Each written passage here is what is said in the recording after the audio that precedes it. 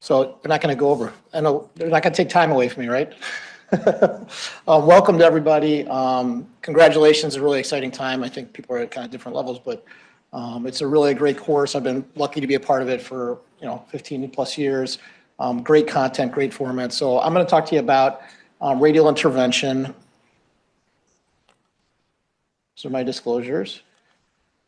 It'll be kind of case-based. There's not, or a question-based. There's not a answering system here, so you're going to have to follow the honor system here. Think in your mind what your answer is and kind of keep track of how you do. We'll just go through these questions. Question one, the use of transradial access for PCI in the United States is approximately 10, 25, 45, or 60%. The answer to this changes every time I've given this talk. 25, so a little bit, we'll get to that in a second. So this is data from 2013 NCDR CAF PCI database, millions of patients, cases from 07 to 12. At that time, if you can look at the upper left, it was about 16 to 20%. In that study, it showed the outcomes were equal. Of course, this is unselected. In 2016, they published additionally on this. This was over the span of 11 to 14, and the rate went up to about 25% transradial PCI. This is all presentations. The Since it's continuously changing, they would not ask that question. But just it's more knowledge based. Data is 62%, stable CAD 56, acute coronary syndrome 69, average 62 in United States by ACC. You're stealing my thunder. You're stealing my thunder. You're stealing my thunder. But it's good. It's all good. It's okay. You can do anything you want. I don't think that number is shown in any chart. Yeah. This is, I was just calling it the historical perspective of this. So this is from the VA, it was 33%, but as Dr. Sharma was alluding to, just recently at Sky a month ago, this is published in the supplement right now, we'll get more data presented. The temporal trends, again, NCDR database, they looked at 6 million procedures actually. Across the entire time from 13 to 22, there was 40%, but obviously the rate changed with time. You can see a threefold increase across the study period. To 2022, where it was 57%. And it was in all regions and all presentations, especially in STEMI, which is great to see. They did something called an instrumental variable analysis, which is a way to take observational data and kind of infer some causation. I don't know the details of it, but that was described in the abstract. That narrowed it down to 2.2 million people, and it was 62% transradial PCI. Interestingly, the outcomes, this is all comers, in-hospital mortality, absolute risk difference of reduction of 0.15, major access set bleeding 0.64, vascular complications. There was, and it's important to note, the risk of ischemic stroke in this was higher, 0.05%. It's the first time it's really been demonstrated. And they had some falsification endpoint to justify the methodology. So the answer is 60%, which is great. What about for STEMI in particular? Again, it's tough to do these numbers, and Dr. Sharma said, I don't think a question will be like this. 10, 20, 33, or approximately 50%. Again, data from NCDR. This is back in 2016, up to 25% STEMI. I think now it's probably closer to 50. I didn't see the direct STEMI or non-STEMI data from the NCDR recently, but there's been a 2 to 3-fold increase, so you can assume it's about 50+% now. Even though that sounds great, this is just a little thing I like to show from the Sweetheart trial in Europe, bivalve versus heparin, not an access trial. But if you just look in that trial, the bottom row there, it was an all STEMI trial, 5,000 patients, and 4,700 of them got a transradial. So 90% radial use for STEMI in Europe. So we have a ways to go. What about major bleeding? This is major bleeding post-PCI in ACS patients is associated with higher rates of which the following. Not a radial question, just bleeding as it relates to outcomes. Death, MI, stroke, death and MI, or all of the above. This is older pool data from some 3 ACS trials, which just shows that all 3 of those outcomes are intimately linked to bleeding. When you bleed, I think people know this with PCI, you have a bad outcome. Let's get it back to radial stuff. So all of the following completed randomized controlled trials of TR versus TF, access for ACS, met their primary endpoint. And I wrote this in a specific way. When you're doing the test, you got to read very clearly what they're asking. Obviously, we'll go over the trials to learn them. But again, completed RCTs that met their primary endpoint. Rival, STEMI radial, Rifle, Matrix, Safari, or all of them met their primary endpoint. Let's go through them individually. So Rival was one of the pivotal trials, 7,000 non-STEMI and STEMI patients, radial versus femoral. with a NACE outcome. So there was different outcomes. One is bleeding, one is MACE, ischemic outcomes combined, and one is NACE, which combines the two. This was a NACE outcome. And it was a negative trial. There was a 3.7 versus 4% primary outcome, so no difference, P of 0.5. It doesn't mean it's not important, but there was no difference. If you looked at it closer, there was a lot of hypothesis generating. We looked at the STEMI group, the primary outcome actually was different with a 2% reduction, and particularly in the outcome of death, not just the MACE as a composite, but the individual component of death. But again, not designed this way, so hypothesis generating. STEMI Radial was a trial in the Czech Republic, 700 patients, TRTF for STEMI. Their primary outcome was a bleeding or access site complication. So it was powered as such. Substantial reduction as you'd expect, 6%. Interestingly, the MACE numbers were all lower in the radial arm, but not statistically significant. And of course, when you combine bleeding and MACE to create a NACE outcome, there was a substantial reduction. So it did meet its primary outcome. What about Rifle? Another STEMI trial in Italy, very experienced center. They took all comers, very sick patients, 1,000 patients, TF versus TR. Their primary outcome was NACE and bleeding. And if you look at the NACE outcome, it's a huge reduction, 7-8% absolute risk reduction, driven largely by bleeding. But if you look at the MACE outcomes, it was statistically significant as well. More importantly, the component within the MACE outcome was a death component, a 4% absolute risk reduction. The rates are high, but again, this was a very sick population. But again, the kind of the theme of these mortality outcomes with ACS and the STEMI patients comes through. In that trial, it was very clear that the bleeding was access site related, so there was no difference as you'd expect in non-access bleeding. But it really wasn't until Matrix that the needle moved more substantially, at least in this country. Complex trial, radial versus femoral, sub-randomizations for bivalve strategies, which we won't discuss, 8,000 patients. And what was the primary endpoints? MACE and NACE at 30 days. And if you look at the MACE outcome, this was actually technically not significant because they defined 0.025, but the NACE outcome was highly significant, 0.009 with a 2% absolute risk reduction just by transradial strategy. What about Safari? Well, did that meet its primary endpoint? No, there was equal outcomes. In fact, 1.5 versus 1.3%, but this study wasn't completed. It was terminated for futility. The expected event rate was so much lower than what was predicted, so it's not a completed randomized trial. So the answer is Rival, which technically did not meet its primary endpoint. So while it didn't meet its outcome of NACE, was major bleeding significantly lower in the group randomized to transradial access? In the Rival trial, was the bleeding component lower? Another trick question, just to point out that it actually is definitions, right? So the definition they used was TIMI major bleeding, which was, you know, you have to nearly exsanguinate to be marked as a TIMI bleeder. And the rates, as you can see, were equal between radial and femoral. Nowhere else has this been seen. But if you use the acuity definition, you can see a substantial reduction in bleeding. So technically false, but I think you guys get the message that there's less bleeding. So what about in Matrix? There's a statistically significant benefit in MACE was seen regardless of center proportion of radial. So this is an important point about the center experience. Was the benefit of radial seen across all experienced centers, low, intermediate, or high? True or false? We'll see here. So actually, really the benefit was seen in only the high experienced centers, okay? Which is really an important concept. You know, that we don't want to, and you know, I'm a radial zealot for 15, 18 years now, but you really don't want to push that on people in the wrong way. You want people to gain experience so that they can derive these benefits as well. So that's false. It was only seen in the high proportion groups.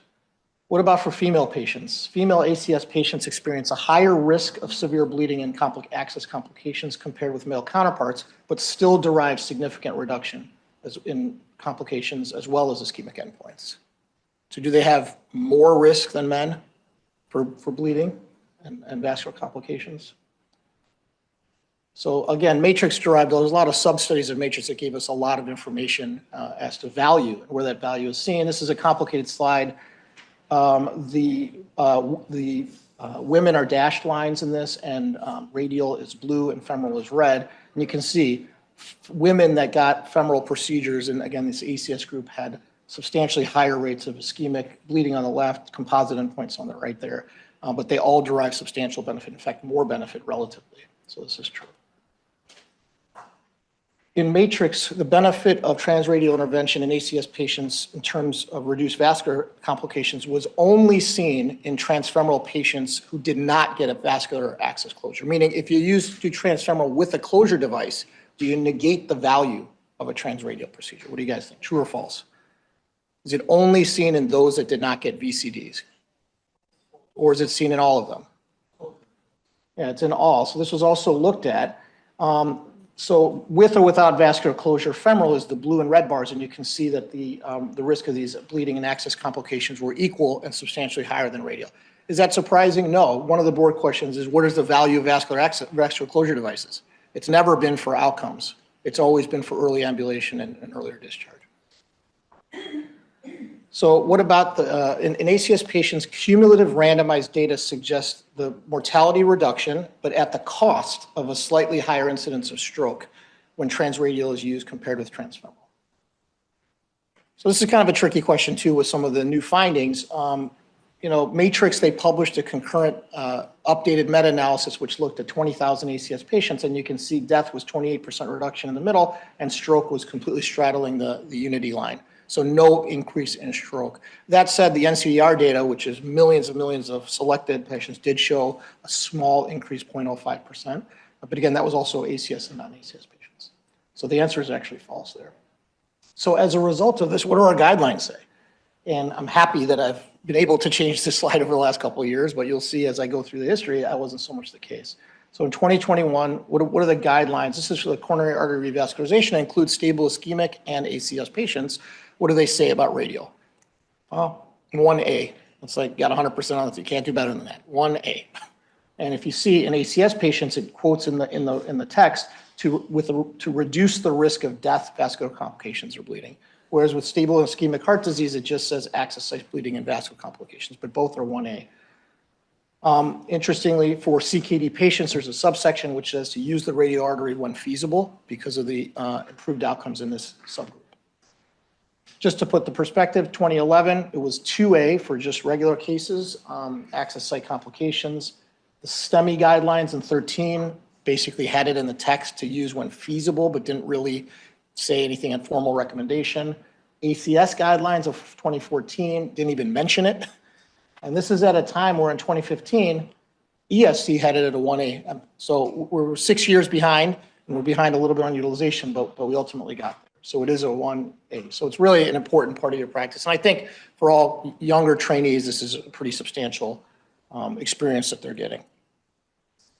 So question 5, a significant absolute reduction in in-hospital mortality in STEMI patients is derived from all of the following except TPA versus strepto, it's old days, primary PCI, door to balloon, transradial, transfemoral, or all of these result in significant decrease. I could probably get rid of this. This was put in to prove a point that transradial has the magnitude of value that these other paradigm shifting strategies had provided for 2 decades. And yet it was not uptake. The uptake was diminished. This is TPA strepto, 1% absolute risk reduction is just changing the drug. This was 2% reduction for doing primary PCI. It's obviously the standard of care versus lytics. This is door to balloon. It's a tough graph, but a 50% reduction in mortality if you got down to 60 minutes from 120. And TR versus TF, which is about a 2% absolute risk reduction. So on par with these paradigm shifting strategies, and yet it took a decade for us to really get it incorporated. I'm going to take that out because this kind of is now better incorporated. So 6A, the most likely to benefit from transradial access are the most likely to receive it. But you could say that's just a common sense statement. If you're most likely to benefit from something, then you should be the most likely to receive it. Is this true or false? You can probably tell by the way I'm asking that it's patently false, unfortunately. And I want to go into this a little bit more because there's some more data over the last couple of years on this. So we can predict bleeding risk. Okay, there's a lot of different scores. This is one of them. You put the criteria in it, and you can see the asymptotic relationship of risk and predicted bleeding.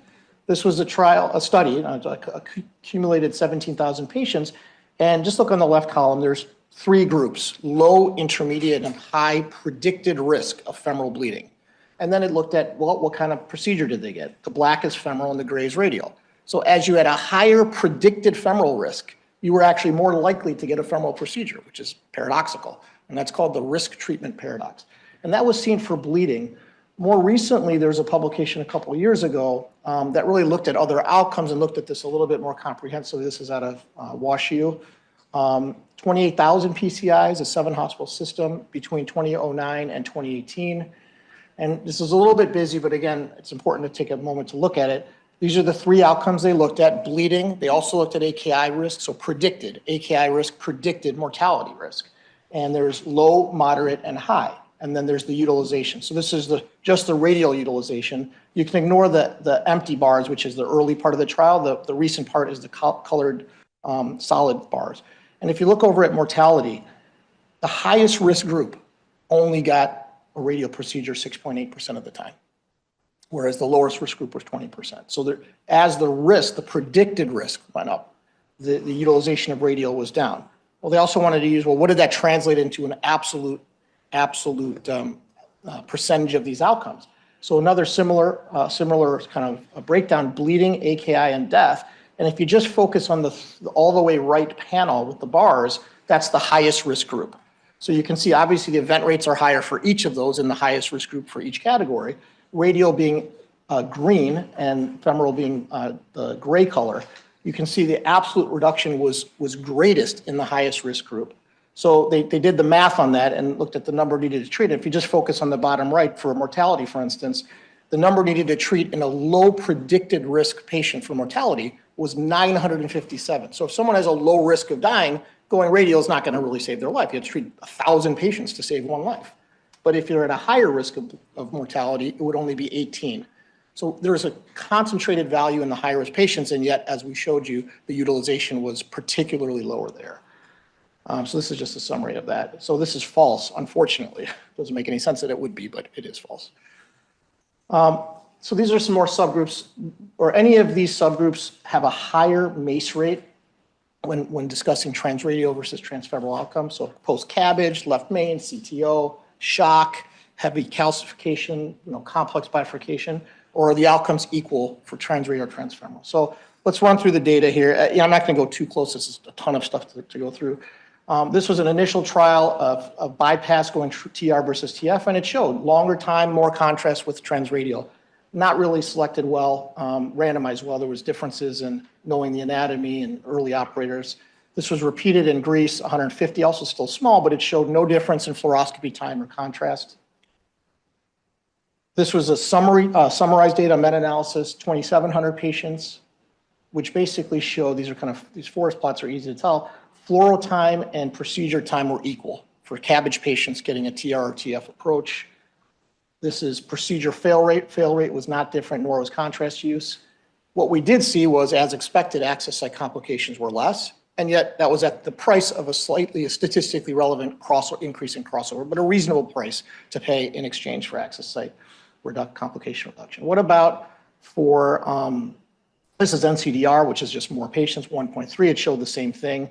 And interestingly, it showed the utilization up 1.4 to 18% across that study period.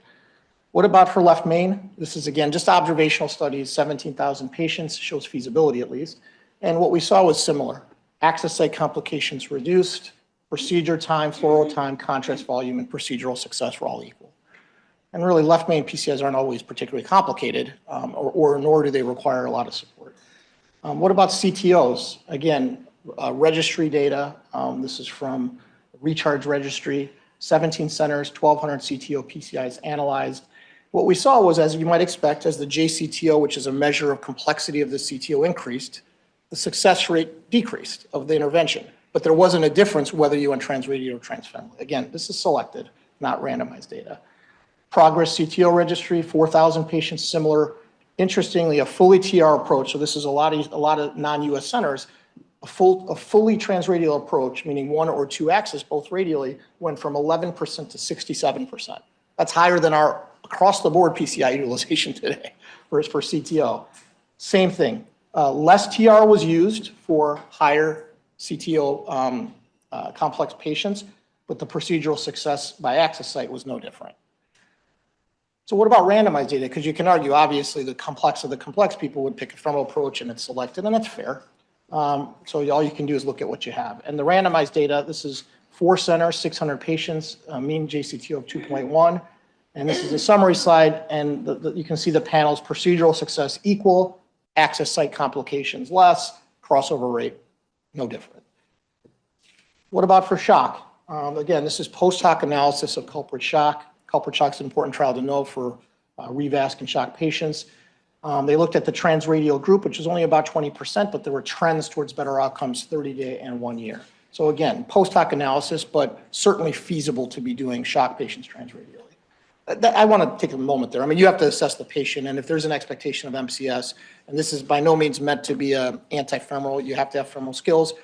No one's ever saying that's to the contrary. Large bore access is critical to have it in today's day and age, but just to say that it is feasible to take that approach. This is a color trial of kind of a broad spectrum of complex CTO, Halvey calcification, left main. Again, a big randomized trial. And this is large bore, I'm sorry. So 7 French access with our tools. That used to be a big ding on radial. Oh, it's too small. We can't do a 7 French case. But we can. And this is data that shows it. Procedural success was equal. Crossover rates were equal. Complication rates even more exaggerated because the French size is much more relevant to femoral bleeding. So none of these have higher MACE rates. It's not a timer here, so I'm not sure where we are exactly. But question 7, proven strategies to reduce radial artery occlusion. So that's a real complication of the procedure, often asymptomatic, but important. So what are strategies that have been proven to reduce the risk? So smaller sheath, therapeutic anticoagulation, patent hemostasis, ipsilateral ulnar compression for an hour, post-procedural DOAC use, is that proven? Avoiding repeat access, or distal radial snuff box access. So we'll go through them quickly. Sheath size, we've known forever. The smaller the sheath, the lower the risk of radial artery occlusion. You can see the 4 French, it's nominal. Our tools are better, which have allowed us to use radial artery with less radial artery occlusion. This is the slender sheath where the wall is basically thinner, but the lumen is the same. Therapeutic anticoagulation, this is also something Dr. Pancioli established 15 plus years ago, more than that, where we used to give kind of soft doses of heparin. Full dose heparin is what we want to give, and that will reduce the risk substantially. And you're able to do that because the bleeding risk is near 0. What about patent hemostasis? This is an example of the reverse Barbeau. The band is on, someone's compressing the ulnar, and you can still see a tracing. The radial artery has to be open, and there's no bleeding, so it's patent hemostasis. What's the effects? So this is just one of several trials, substantial reduction in short-term and 30-day radial artery occlusion. The Prophet 2 trial was looking at ipsilateral ulnar compression. So if you block the ulnar while you're doing patent hemostasis, does that augment flow down the radial and thus keep it open? And the answer is probably yes. So this is the group that did not get ipsilateral ulnar was blue, and there were higher rates across all time periods. So it's not something we do routinely. We will do it if we lose a pulse in the short term to facilitate recovery of an acute occlusion. What about DOACs? This is rivaroxaban, 10 milligrams for 7 days after a procedure. Kind of a bold thing with all the DAPT and bleeding risk patients endure, but it's only for 7 days. There was a statistically significant reduction in 1 month RAO in the DOAC group. Again, not standard practice, but it's important to know that there may be some value there. This is repeated use, old ultrasound data that shows the radial artery sclerosing with repeated use, so we know that does affect radial artery occlusion. This is snuff box. So snuff box got a lot of press, and people like to talk about it and post it on Twitter, which is all kind of, I guess, interesting. But what is it really? Where's the real value there? This is 5 randomized trials.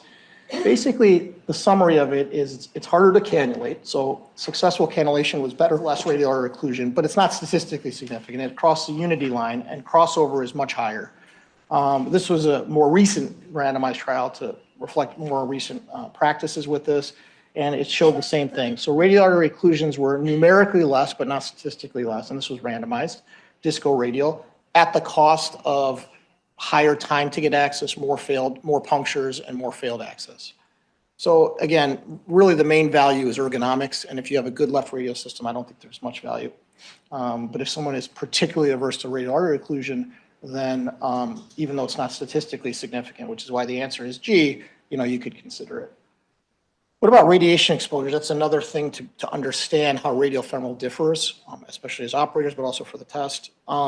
Radiation exposure is higher with transradial procedures for ACS compared with transfemoral procedures, regardless of operator experience.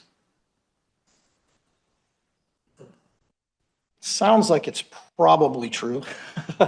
And it kind of is true. Okay, so, we want to also this is just teaching too. This is not necessarily for the boards. There probably is more radiation. Now, this is data that shows that it's statistically relevant in this one trial in the low operators, which kind of makes sense. As you get more experience, you'll do things quicker, you'll use less fluoro time. But there was kind of numerically higher radiation use in transradial procedures. Again, matrix, our old friend, will provide some insight here. The radiation exposure here, this is radial in the blue, femoral in the red, higher at all places. In fact, it was statistically higher at the thorax. This is a randomized trial now. Okay, so it is true. It is higher regardless of operators, and that was experienced operators, by the way. So what about the difference? Has this difference over time stayed the same, or has the difference in radiation exposure decreased over time? I put this in more, again, to prove a point. This was an interesting study that looked at all the trials that looked at radiation exposure, TR versus TF. You can see there's this bubble plots. The larger circles are larger trials, and time is on the x-axis. And the difference there is that red line compared to the horizon line. You can see the difference is substantially narrowing. So as we get better at things, not too earth-shattering here, you'll do them more efficiently and use less radiation. To that end, not as a result of that, but 10 plus years ago, publication from Sky on best practices. I like to point this out. It's a really great document just to review, just so that your habits, because you're starting a career, a lot of it's forming habits, and you want to form healthy radiation habits. And one of them is things like not fluoring the wire up the arm, doing more fluoro saves instead of cine when necessary and able. And I put this out. This is an old slide. This is 25 years old, but it really shows, it looked at individual operators, femoral and radial. Like if you're a low radiation operator as a femoral, like look at the bottom line there, you'll also be a low radiation operator radial. It's less about the access and more about your practices and your habits. So this is false. The learning curve, how hard is it to become a good radial operator? And there's different metrics here, but is it 50 to 100, 150, 200, 250? I could have put 1,000. What's the learning curve? It's a hard thing to study, but most of the data, this is one representative kind of example of this, shows that the times drop. Fluoro time and contrast, I didn't show here, drop precipitously in the first 500 to 100 cases. And then they really level off and kind of equate with more experienced operators. ESC or Eurointervention put out this kind of framework of how to start a radio practice if you're converting. Again, most of you fellows, I would say, are doing this more regularly in your training program. What about right versus left as it relates to less fluoro time and contrast use but provides more operator comfort as compared to left. So right is less fluoro time in contrast and provides more comfort than the left radial axis. Again, you got to read it quickly, and I'm going quickly because we're not holding you to the fire of answering these, but the bottom line, this is also from matrix right versus left, and you can see right radial is in the red. So you're going to have higher fluoro times with right radial and contrast use as well, okay? Left radial is more closely approximating a left femoral approach. This was looked at a big meta-analysis, left versus right, and fluoroscopy time was significantly less with the left radial axis, because that could be your baseline practice, okay? Contrast use was also reduced, but comfort, clearly, until we have better systems, is worse with the left radial approach, and this just shows that left radial comfort. So this is actually false, because right radial axis is associated with more fluoroscopy time in contrast, but it does provide more comfort. What about kidney injury? Dr. Moran walked in, she was kind of created a lot of the risk scores and our way to determine kidney risk here. Matrix looked at this again in a post hoc fashion, but this is powerful randomized data, to start, and it showed substantial reductions in AKI in the transradial group of ACS patients, okay, whether measured by relative increase or absolute increase in creatinine.